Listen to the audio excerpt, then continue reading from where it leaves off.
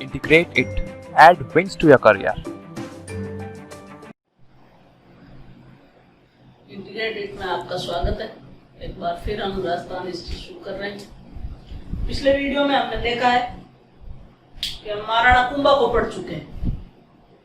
अब इसमें कुंभा के पुत्र रायमल, आपको पहले वीडियो में बता चुकी हूँ कि रायमल की स्टोरी थोड़ी बहुत तो कि आवण बावण की संधि हुई थी 1453 में, और आवण बावण की संधि में रायमल की शादी हुई थी किसके साथ? रायमल राजा बनता है, रायमल की शादी हुई थी श्रृंगारी देवी के साथ, और ये वही श्रृंगारी देवी है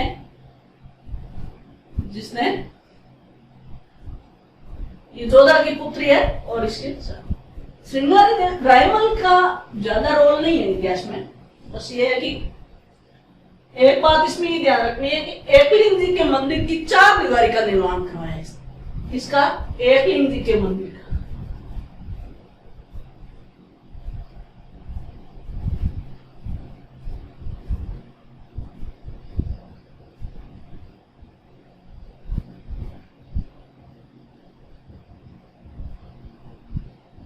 एकलिंग जी के मंदिर की 4 दीवारी का निर्माण करवाया। आपको पता होगा एकलिंग जी के मंदिर के बारे में देखो, 3 घटना होती हैं एकलिंग जी के मंदिर की।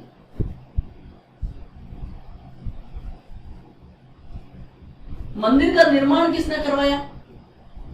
शाह बापा रावल ने करवाया था। एकलिंग जी के मंदिर का पुनर्निर्माण किसने करवाया? मोगल ने। पुनर्निर्माण मोगल ने, और 4 दीवारी का निर्माण ये करवाया रायमल ने। अच्छा, श्रृंगारी देवी ने एक गोशुंडी बावड़ी बनाई। गोशुंडी बावड़ी,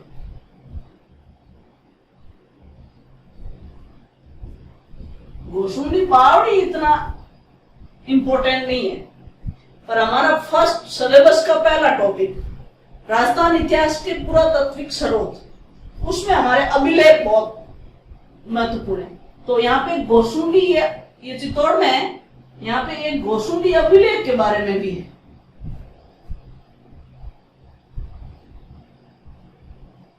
भाई ये बात कब चल रही? महाराणा कुंभा को हमने पढ़ा, कुंभा की हत्या के बारे में बता देते थोड़ा सा। कुंभा एक दिन कटारगढ़, अपना कुंभलगढ़ का दुर्ग है, उसमें ऊपर एक कटारगढ़ दुर्ग है, ऊपर रूम बना हुआ है ऊंचे साइड में, ऊंचान में। तो वहां कटारगढ़ में बैठा था, और वहां पे ये कुंभा का पुत्र आता है उदा आकर कुंभा की हत्या कर देता है। हालांकि कुंभा महान शासक था, पर अंतिम समय कुंभा का अच्छा नहीं निकला था। कुंभा के अंतिम समय में उन्माद रोग हो गया था, लेकिन ये पितरंता था उदा ने। जब ये रायमल को पता चला कि भाई पिताजी की हत्या कर दी है उदा ने, तो रायमल उदा से बदला लेने के लिए आ ही रहा था, और उदा मारवा की तरफ भाग रहा था अपनी फैमिली लेके। तो बीच में रास्ते में बिजली गिरी और ये पितरंता उदा मर गया। फिर रायमल शासक बनता है। रायमल ने एकलिंग जी के मंदिर का पुनर्निर्माण करवाया, ये 4 दीवारी बनाई। इनकी पत्नी श्रृंगारी देवी ने गोशुंडी बावड़ी का निर्माण करवाया, और गोशुंडी अभिलेख ये पसंद। हालांकि ये अभिलेख 2वीं शताब्दी का अभिलेख है।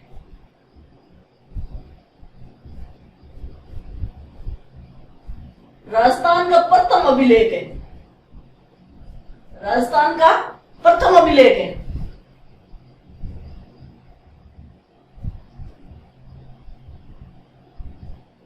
जो वैष्णव धर्म की जानकारी देता है, वैष्णव धर्म की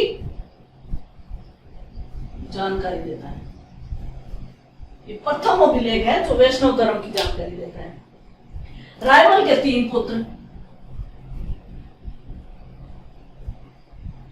सबसे बड़ा पृथ्वीराज राठौर,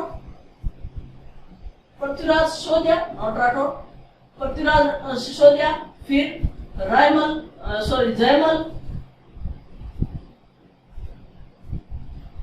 और फिर संग्राम।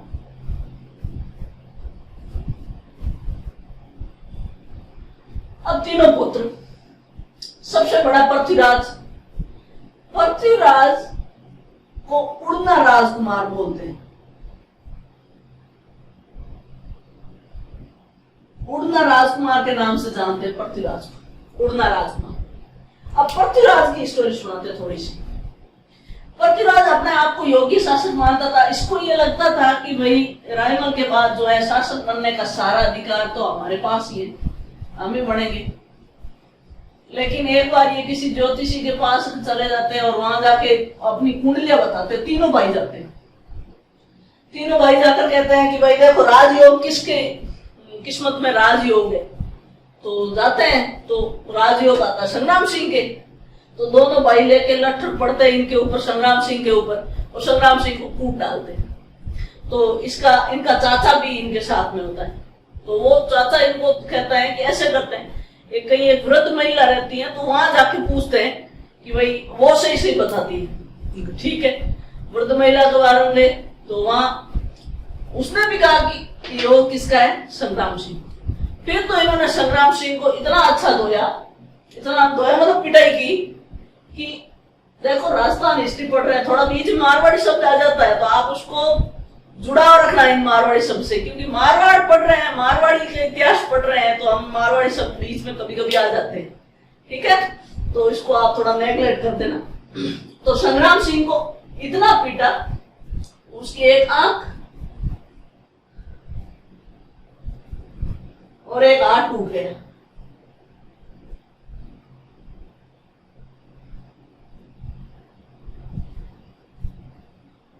ये टूट गया।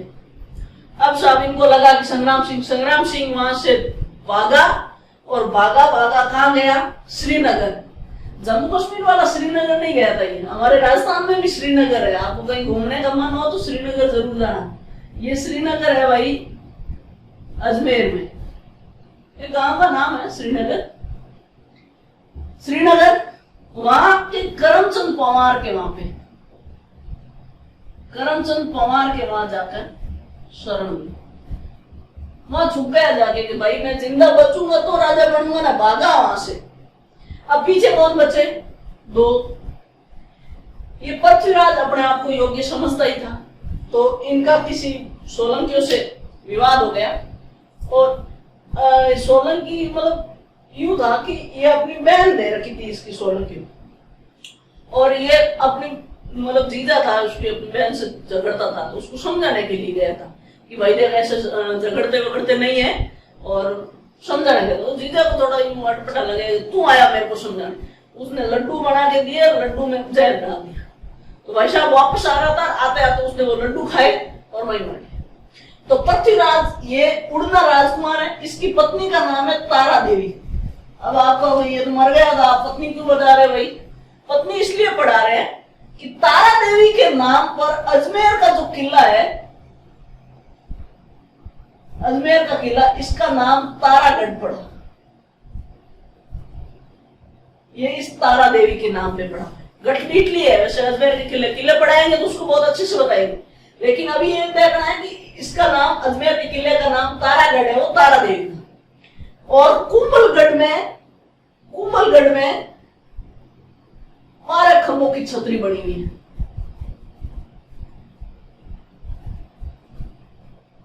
12 खंभों की छतरी बन रखी है।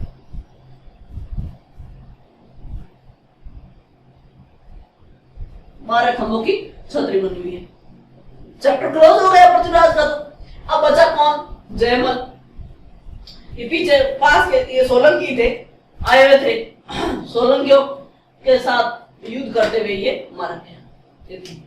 तो ये जयमल तो सोलंकियों के साथ युद्ध करते हुए मारा गया।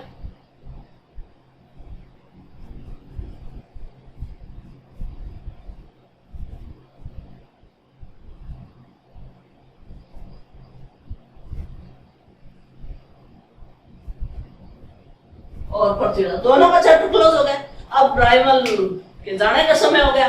तो रायमल ने कहा कि मेरा वेद उत्तराधिकारी ढूंढो। अब इस उत्तराधिकारी संग्राम सिंह को, संग्राम सिंह वहां था, उसको लाया गया। कहते हैं कि एक बार संग्राम सिंह का प्रताप इतना तेज था कि एक कोई ज्योतिषी वहां से निकल रहा था और ये जंगल में कहीं पड़ा था, ठीक है, और शेषनाग इसके ऊपर छाया करके बैठा था, क्योंकि ये तो सो रहा था, तो शेषनाग के संग्राम सिंह के ऊपर छाया करके, मतलब इसका जन्म जात ही इसके प्रतापी था ही। बट संग्राम सिंह को ढूंढ के लाए और इसको राजा बनाया। अब राजा बन गया, तो राजा जब संग्राम सिंह राजा बना, राणा सांगा के नाम से प्रसिद्ध हुआ। संग्राम सिंह है राणा सांगा के नाम से प्रसिद्ध, बहुत ही प्रतापी राजा राणा सांगा। जब राणा सांगा शासक बना मेवाड़ का, ये वो समय है जब दिल्ली में उथल पुथल चल रही थी। कैसे? दिल्ली में लोधी वंश खत्म हो रहा था, बाबर आ रहा था, ये वो टाइम था। दिल्ली में इब्राहिम लोधी का समय था। ये इब्राहिम लोधी को हराकर ये बाबर आ रहा था उस समय। बाबर मतलब मुगल वंश की स्थापना हो रही थी। तो कहते हैं कि बाबर की अपनी एक आत्मकथा है, बाबरनामा में ये बाबर कहता है कि भाई मैंने एक बार सांगा से जो हेल्प मांगी कि सांगा मेरी हेल्प कर लोधियों को हटाने में, तो मैं जो तेरी कभी हेल्प करूंगा। सांगा ने उस टाइम हेल्प नहीं की। और कहता है कि सांगा जब बाबर उस समय जीत रहा था, उस समय सांगा ने दिल्ली सल्तनत के कई क्षेत्रों पर अधिकार कर लिया था। और ये तो राणा सांगा की बात। राणा सांगा के समय युद्ध ज्यादा प्रसिद्ध है, क्योंकि ये युद्ध प्रिय शासक था। तो इस समय में जो है युद्ध हुए वो इस टाइप से देखो। एक तो इब्राहिम लोधी के साथ युद्ध हुए,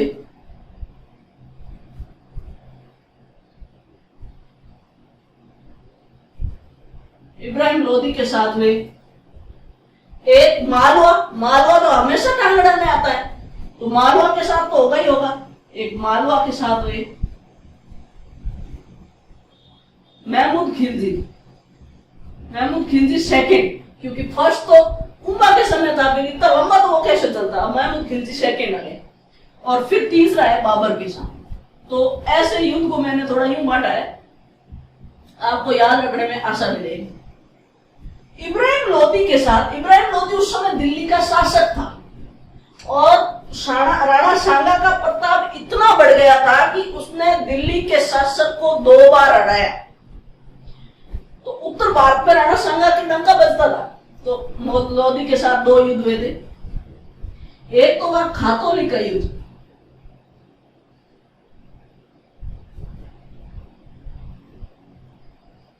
और एक हुआ बाड़ी का युद्ध। बाड़ी बोलते हैं या बाड़ी भी बोलते हैं।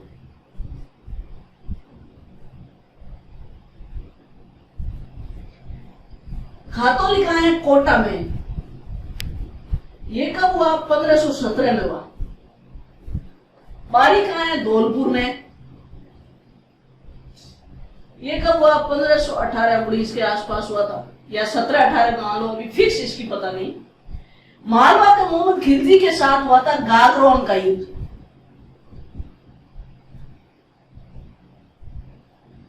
हुआ यूं था कि राणा सांगा का मेदिनी राय, चंदेरी का शासक मेदिनी राय अच्छा दोस्त था।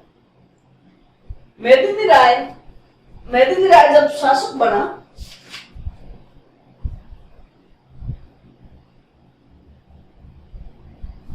मेदिनी राय शासक था, तो गागरोन का किला, झालावाड़ में है गागरोन का किला, तो गागरोन का किला सांगा ने मेदिनी राय को दे दी।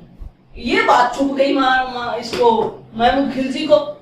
खिलजी ने नहीं, तो ये युद्ध हुआ था गागरोन के किले के कारण, इसलिए इस युद्ध का नाम गागरोन का किला, गागरोन का युद्ध 1519 ईस्वी में हुआ था। ठीक है। फिर बाबर के साथ 2 युद्ध हुए भाई। एक हुआ था 16 फेब 1527 कि भाई आप अभी तो मैडम आपको फिक्स ये भी याद नहीं है, इसमें डेट भी फिक्स याद है। हाँ, ये इंपॉर्टेंट है दोनों डेट्स। इसकी किसकी? युद्ध का नाम है बयाना का युद्ध।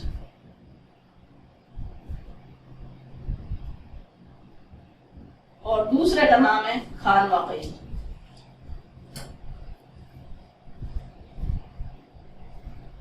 ये युद्ध हुआ था 16 फेब 1527।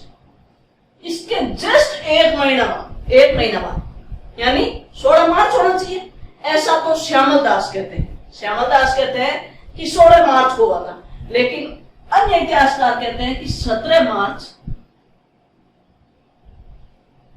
1527। लेकिन श्यामल दास यानी वीर विनोद का नाम आते ही पता है, याद हो जाना चाहिए वीर विनोद अब किसकी है, श्यामल दास की। वो कहते हैं 16 मार्च। 1 महीने बाद ये युद्ध हुआ। अब इस युद्ध की थोड़ी स्टोरी सुनाते हैं आपको। क्या बयाना का किला मेहंदी ख्वाजा के पास था। बयाना के किला का रक्षक कौन था? मेहंदी ख्वाजा।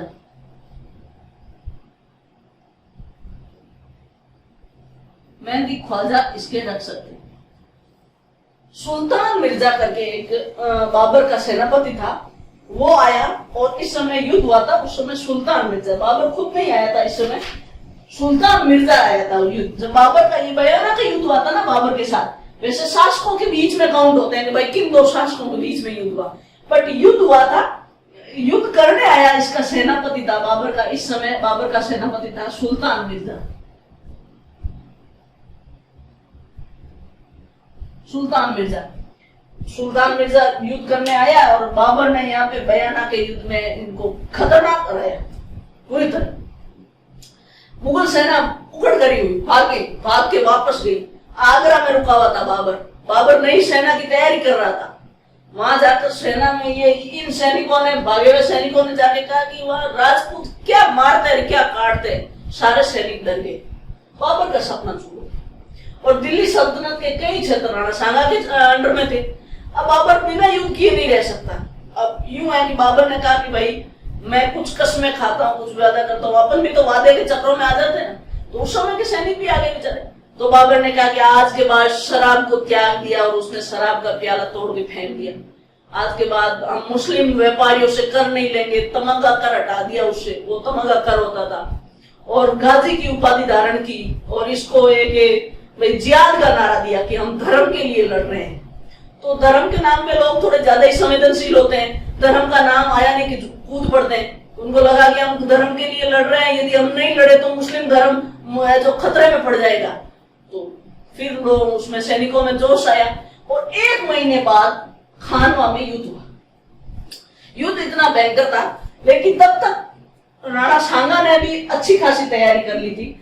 राणा सांगा के पाती पर्वन एक नई रीति अपनाई थी, पाती पर्वन। ये सब अपनी घटना बता रहे हैं खानवा के युद्ध की। बयाना का युद्ध हो गया, मुगल सेना पिटकर वापस चली गई थी सुल्तान मिर्जा के नेतृत्व में। उस समय मेहंदी ख्वाजा इसका रक्षक था। खानवा के युद्ध में बाबर नई सेना लेकर वापस आता है। उस समय तक सांगा भी 1 महीना फ्री था। वो क्या करता, तो पूरे मारवाड़, पूरे राजस्थान में उनको लिखते हैं पाती पर्वन। पाती पर्वन एक अपनी परंपरा ही थी कि किसी को यदि आप हृदय से बुलाते हो, कोई निमंत्रण लिख के, तो ऐसे ही उन्होंने युद्ध में शामिल होने के लिए निमंत्रण लिखे। यहां से एक अपना क्वेश्चन बनेगा, अपने को अपने काम से मतलब है, यहां से अपना क्वेश्चन बनेगा कि उस समय सांगा का साथ देने के लिए कौन कौन कहां से आया था। आपको एग्जैक्ट याद रहे तो ठीक, नहीं तो ऑप्शन देख के तो एटलीस्ट आप ठीक कर ही लोगे। तो उस समय कौन कौन आया था राणा सांगा के पक्ष में खानवा का युद्ध करने के लिए।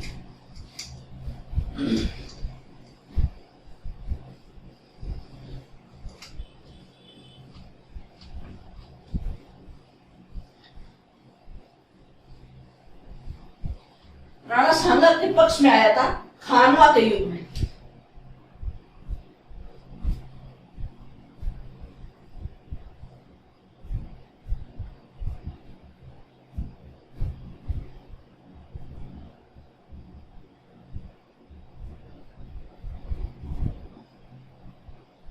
आमेर से आया था पृथ्वीराज। आमेर से आया पृथ्वीराज। अपने जोधपुर से आया मालदेव। बीकानेर से आया कल्याणमल।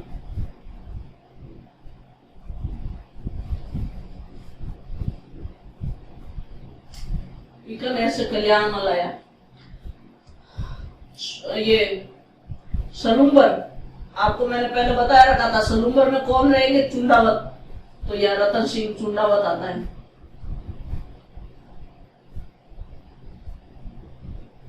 ये अरावल दस्ते के मैन होते थे।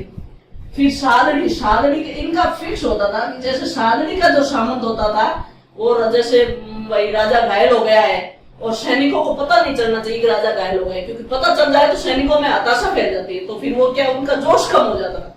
तो वो क्या करते थे कि जैसे ही वही राजा घायल हो गया है या सेनापति घायल हो गया, वो लोग क्या करते थे, सादड़ी के जो सामंत होते थे वो राजा का मुकुट अपने सिर पे धारण कर लेते थे। तो मुकुट वो राजा का चिन्ह, बाकी सारे राज चिन्ह धारण कर लेते थे और राजा को वहां से बाहर भेज देते थे। तो सादड़ी के जो झाला अज्जा आया था, तो आप देखोगे कि देखो राणा सांगा के समय झाला अज्जा आता है और वो मुकुट धारण कर लेता है। फिर अपन देखते हैं कि प्रताप के समय झाला बीदा आता है। मतलब ये झाला ही लोग क्यों आते हैं? क्योंकि सादड़ी के सामंत झाला सामंत है और ये जो है झाला अज्जा और झाला ये आते हैं। फिर सिरोही से आते हैं अपने अखेराज। सिरोही में देवड़ा सांगा थी, अखेराज देवड़ा आता है।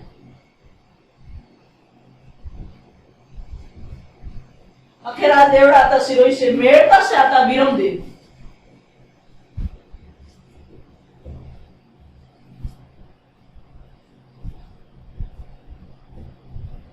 मेड़ता से बीरमदेव आता है और उसके बाद वागड़ से आता उदय सिंह।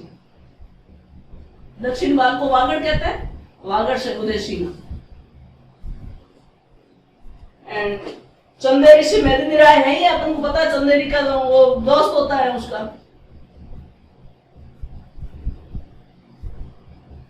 चंदेरी से मेदिनी राय। एक इब्राहिम लोधी का भाई, पहले तो इब्राहिम लोधी से युद्ध हो रहा, लेकिन इब्राहिम लोधी का भाई महमूद लोधी भी यहाँ आता है इसका साथ देने के लिए।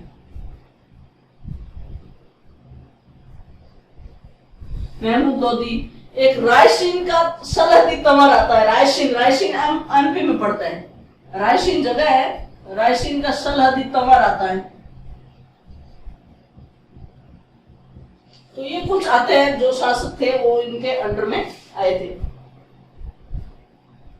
ईडर का बारमल भी आता है। मेवात का असंखा मेवाती। ईडर का बारमल और मेवात का असंखा मेवाती।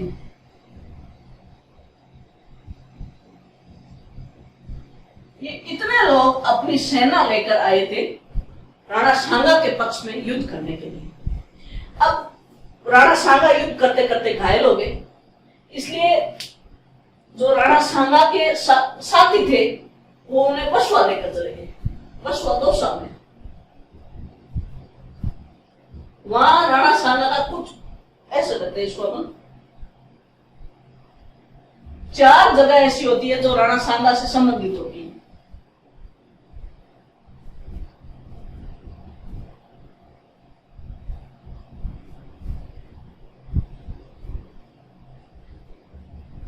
बसवा, इरिच और कालपी और मांडल में। बसवा दौसा में है और इरिच और काल से दोनों एमपी में, और ये भीलवाड़ा में।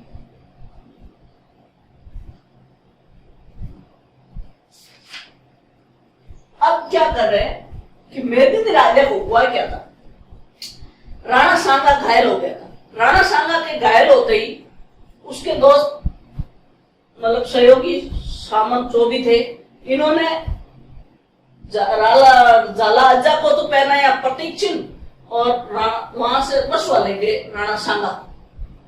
सांगा बसवा में सांगा का इलाज किया।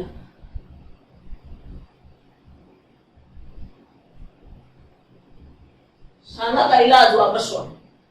फिर अब आप ये सोच रहे होंगे कि बसवा दौसा में, राजस्थान में युद्ध, अपने राजस्थान में वहां खानवा में, तो ये एमपी किस लिए जा रहा था महाराणा सांगा?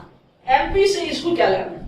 तो ये यूं है, देखो मेदिनी राय चंदेरी एमपी में, मेदिनी राय ने सांगा का साथ दिया। अब बाबर की ईड़ बन गई मेदिनी राय से। कि मेदिनी राय की हिम्मत कैसे हुई सांगा के साथ देने के लिए? तो ये युद्ध तो समाप्त हुआ ही था। बाबर गया कि मैं मेदिनी राय को हराऊंगा। सांगा को पता चला कि बाबर मेदिनी राय के साथ युद्ध करने वाला है या मेदिनी राय पर आक्रमण करने वाला है, तो सांगा मेदिनी राय की हेल्प करने के लिए जा रहा था। तो ये यहाँ पे इरिचित, पर यहाँ अब राजपूत शासकों और राजपूत सरदारों को पता चल गया कि अब हमारी कंडीशन युद्ध करने जैसी नहीं है, यदि अब हम युद्ध में उतरे, हमारे बहुत सारे सैनिक मर चुके थे, हमने बहुत सारी गलतियां कर दी थी, इतने सारे शासकों के इतने सारे राजा इसमें शामिल हुए, उसके बावजूद यहाँ पे राणा सांगा की जबरदस्त हार हुई थी। उसके कई कारण है, मैं बताऊंगी अभी सारे कारण आपको।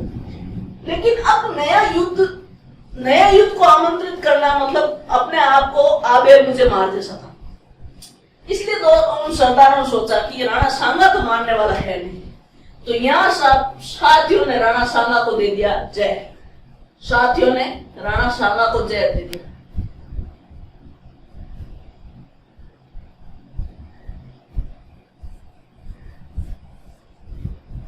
राणा सांगा को जय दे दिया। कालपीन में राणा सांगा की मृत्यु हुई। राणा सांगा की मृत्यु कहां हुई? कालपीन। मांडलगढ़ में अंतिम संस्कार किया राणा सांगा का। तो मांडलगढ़ में राणा सांगा की छतरी बनी। तो ये 4 जगह राणा सांगा से रिलेटेड थी, इसलिए आपको बताइए कौन कौन सी। पशुआ में तो राणा सांगा का इलाज किया गया था, इरिच में वापस उसको जहर दिया, कालपी में मौत हुई, और मांडलगढ़ में राणा सांगा की जो छतरी बनी। अब ये युद्ध राणा सांगा हारा कैसे, जबकि भयानक युद्ध तो राणा सांगा बहुत अच्छे से जीता था। फिर ऐसा क्या हो गया 1 महीने के अंदर की सांगा हार गया? हालांकि आपके मेंस का पेपर नहीं है, एलियन होता दूसरी जगह काम आता है आपके मेंस में, बट फिर भी नॉलेज के लिए सुन लो।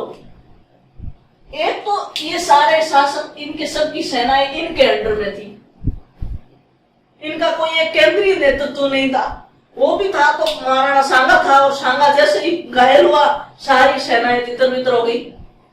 इनमें से कोई एक आदमी घायल होता और अपने युद्ध से बाहर जाता, उसकी पूरी सेना युद्ध से बाहर चली जाती कि हमारा सरदार तो घायल हो गया, अब हमें क्या लेना देना, इसलिए युद्ध से बाहर। तो ये चीजें सेना पीछे कम पड़ जाती। दूसरी, अपने यहाँ पे भाले तो बड़े भारी भारी, इतने किलो का वो भारी, तो एक बार उठाओगे मारोगे तब तक टाइम लगता है भारी हथियारों में, जबकि मुगलों के पास हल्के हथियार थे, हमारे पास हाथी थे, उनके पास घोड़े थे, जो युद्ध की दृष्टि से ज्यादा महत्वपूर्ण थे, ज्यादा लाभदायक थे। तो इन सब कारणों की वजह से बाबर जीत गए। और दूसरा, बाबर पर बयाना के बाद खानवा युद्ध में 1 महीने का टाइम दे दिया सांगा ने, उसको तुरंत 1 महीने का टाइम न देकर तुरंत आक्रमण कर देना चाहिए था, तब तक बाबर को संभलने का टाइम ही नहीं मिलता। बाबर अच्छे से 1 महीना में तैयारी कर दिया उसने। तो ये कुछ कारण थे जिसकी वजह से ये हार गया। हालांकि इस राणा सांगा हार गया, लेकिन उसके वीरता को हम नजरअंदाज नहीं कर सकते। तो राणा सांगा की थोड़ी बहुत ये उपाधियां हैं। एक उपाधि आपको मैं फर्स्ट वीडियो से ही बताती आ रही हूँ, हिंदू पथ। ये कंफ्यूज वाली है, हिंदू 3 नाम, हिंदू सूरज, हिंदू पथ और हिंदू सुल्तान। हिंदू सूरज बापा रावल की, हिंदू सुल्तान महाराणा कुंभा की, और हिंदू पथ किसकी? राणा सांगा की।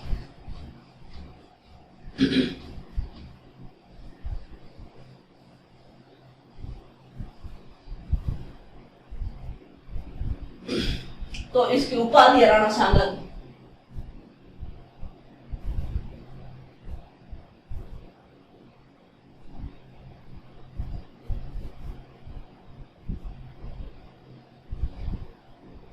महत्वपूर्ण है एक हिंदू पथ। और सही भी बात है, राणा सांगा को हिंदू पथ कहना भी चाहिए कि कौन हिंदू शासक था राणा सांगा के बाद जिसने दिल्ली को सीधा टक्कर देने की कोशिश की। और इब्राहिम लोदी को तो बकायदा 2 बार हराया, 1 बार बाबर को हराया जो दिल्ली का शासक है। तो हिंदू पथ इसकी उपाधि बन गई। एक है सैनिक भग्नावशेष।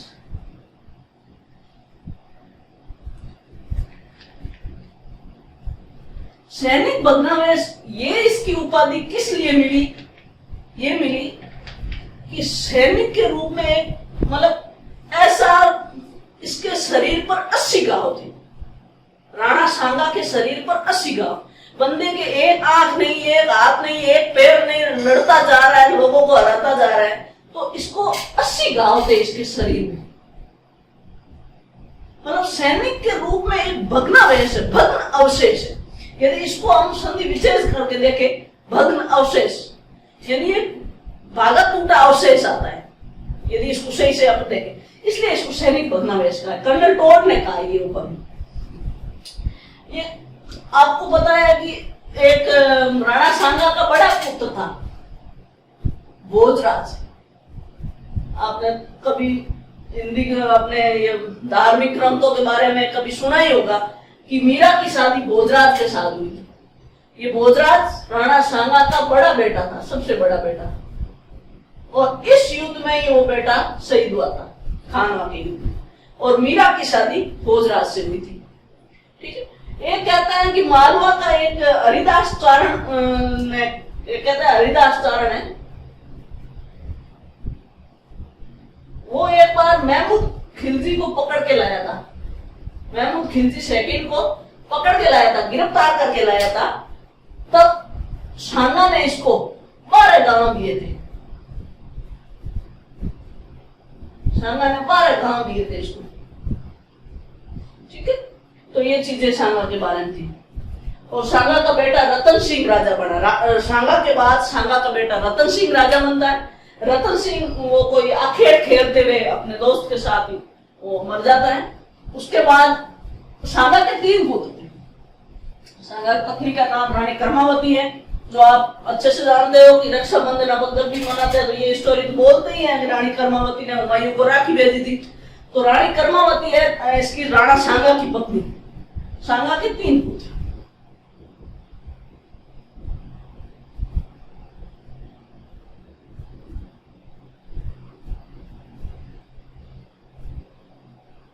एक रतन सिंह, ये बड़ा पुत्र था, शासक बना, लेकिन विवाह हो नहीं रखा था और कोई आखेट खेलते हुए इसकी मौत हो गई।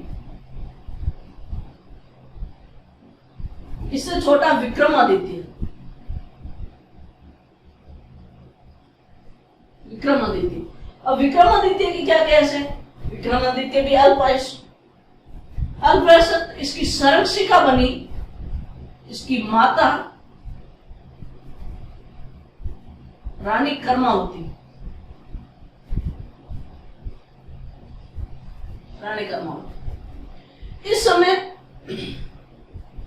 गुजरात का शासक था बहादुर शाह। बहादुर शाह की नजर मेवाड़ पर हमेशा, और हमेशा ही देखो आप, मालवा और गुजरात की कुदृष्टि हमेशा मेवाड़ पर पड़ी रही। तो विक्रमादित्य अल्पवयस्क है, सोचा इसका संरक्षिका एक महिला है, तो इसने क्या किया? विक्रमादित्य पर आक्रमण किया। किसने? गुजरात के शासक ने आक्रमण करने के लिए आया। तो एक बार तो रानी कर्मावती ने उसे गागरोन का किला दे दिया कि ये किला ले ले और चला जा वापस। एक बार तो इसको वापस भेज दिया था बहादुर शाह को, लेकिन 1534 में बहादुर शाह वापस आया। बहादुर शाह ने आक्रमण किया 1534 में। अब बार बार क्योंकि इसका लालच बढ़ता जा रहा था और आप इसको मतलब वापस, सॉरी, इसको रणथंभौर का किला दिया था। गागरोन का किला चंदेरी के पास था, रणथंभौर का किला दिया था। रणथंभौर का किला दिया। 1534 में बहादुर शाह वापस आया। इस समय रानी कर्मावती ने हुमायूं को राखी भेजी थी, बाबर का पुत्र हुमायूं को राखी भेजी और सहायता के लिए मतलब बुलाया। हुमायूं तो सहायता के लिए आ नहीं सका। बहादुर शाह ने आक्रमण किया और इस समय चित्तौड़ का दूसरा शाखा होता है। इस समय अब देखोगे चित्तौड़ का दूसरा शाखा तो होता है, लेकिन केसरिया यहाँ चित्तौड़ का शासक नहीं करता है, ये अपने ननियाल चला जाता है। इसको ननियाल भेज देते हैं कि वहां चले जाओ। और बहादुर शाह, रानी कर्मावती और एक अपने देवलिया के बाग सिंह, देवलिया के बाग सिंह सरदार सामंत थे। इस समय 1534 के समय चित्तौड़ का दूसरा शाखा होता है। चित्तौड़ का सेकंड शाखा इस समय होता है।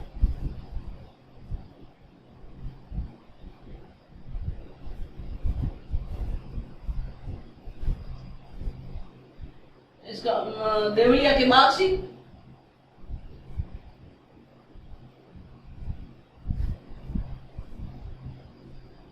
इनके नेतृत्व में तो केसरिया किया और रानी कर्मावती ने जौहर किया था। ठीक है, तो इस समय सेकंड। फिर शाका हो गया, ये जीत गया बहादुर शाह, लेकिन उस समय हुमायूं फिर बाद में आता है। हुमायूं को रानी कर्मावती के लिए नहीं आया था कि भाई रानी कर्मावती ने हेल्प मांगी इसलिए। हुमायूं तो इस बहादुर शाह की शक्ति को कम करने के लिए आया था। बहादुर शाह डर कर वैसे ही भाग गया और ये वापस गुजरात की तरफ भागा था और वहां पुर्तगालियों ने इसको डुबो के मार दिया था। तो बहादुर शाह ये वहां चला गया, वापस किला सुरक्षित हो गया था चित्तौड़ का। हुमायूं अपने दिल्ली चला गया। उस समय विक्रमादित्य वापस आया, तब संरक्षक बनाया बनवीर को। अब ये बनवीर कौन है? बनवीर है पृथ्वीराज सिसोदिया, जिसको उड़ना राजकुमार कहते हैं, उसका औरस पुत्र। औरस पुत्र का मतलब होता है जो दासी पुत्र होते थे, उसको औरस पुत्र कहते हैं। ये बनवीर पृथ्वीराज सिसोदिया था। ये वही शाका का बड़ा भाई पृथ्वीराज सिसोदिया, इसका औरस पुत्र है। ये संरक्षक बना। इसके मन में लालच आ गया। इसने सोचा कि अब विक्रमादित्य को मार देंगे। इसने विक्रमादित्य की हत्या कर दी। विक्रमादित्य ने। अब मैंने शाका के 3 पुत्र की बात की, रतन सिंह का आपको बता दिया, विक्रमादित्य स्टोरी बता दी। तीसरा छोटा होता है 2.5-3 साल का, उदय सिंह। उदय सिंह की दायमा वो होती हैं जो दूध पिला के उनको बड़ा करती है। तो दायमा थी पन्ना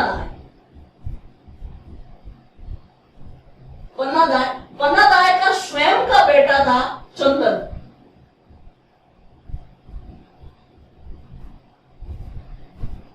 अब हुआ यूं देखो, बनवीर विक्रमादित्य को मारकर उदय सिंह के महल की ओर आया और उदय सिंह को मारना चाहता था। उसके अकॉर्डिंग राणा सांगा के तीनों वैध पुत्रों की मृत्यु हो जाती, तो अब किसके पास आ जाता? मेवाड़ बनवीर के अंडर में आ जाता। उदय सिंह को ये मारने के लिए आया ही था, लेकिन उदय सिंह को पन्ना दाय ने स्वयं का बेटा चंदन की बलि देकर उदय सिंह को बचाया। ये इतना बड़ा त्याग है कि आज भी स्वामी भक्त पन्ना दाय का नाम बड़े ही गर्व के साथ लिया जाता है। इसलिए महान व्यक्तित्वों में पन्ना दाय, जैसे अपना एक सिलेबस है ना राजस्थान के महान व्यक्तित्व, तो उसमें पन्ना दाय का नाम भी सबसे पहले आता है। तो उदय सिंह की जान बचाई और वहां से कुंभलगढ़ भेज दिया उसको। कुंभलगढ़ में आशादेवपुरा, उदय सिंह को किसके पास भेज दिया? कुंभलगढ़ भेज दिया। और कुंभलगढ़ का किलेदार यानी किले की रक्षा करने वाला आशादेवपुरा। इस आशादेवपुरा के संरक्षण में भेज दिया और वहीं पे जो है उदय सिंह का लालन पालन होता है और उदय सिंह वहीं से अपना वापस बड़ा होता है, सैनिक शक्ति स्थापित करता है वापस और बनवीर से बदला लेता है। कुंभलगढ़ किले से ही होता है। तो ये यहाँ तक अब कल हम पढ़ेंगे वापस उदय सिंह और महाराणा प्रताप के बारे में। उदय सिंह का इतना ज्यादा रोल नहीं है, लेकिन महाराणा प्रताप का बड़ा है। तो कल हम आगे की वीडियो पढ़ेंगे। Thank you. Thank you for watching the video. Please like, share and subscribe the channel Integrated.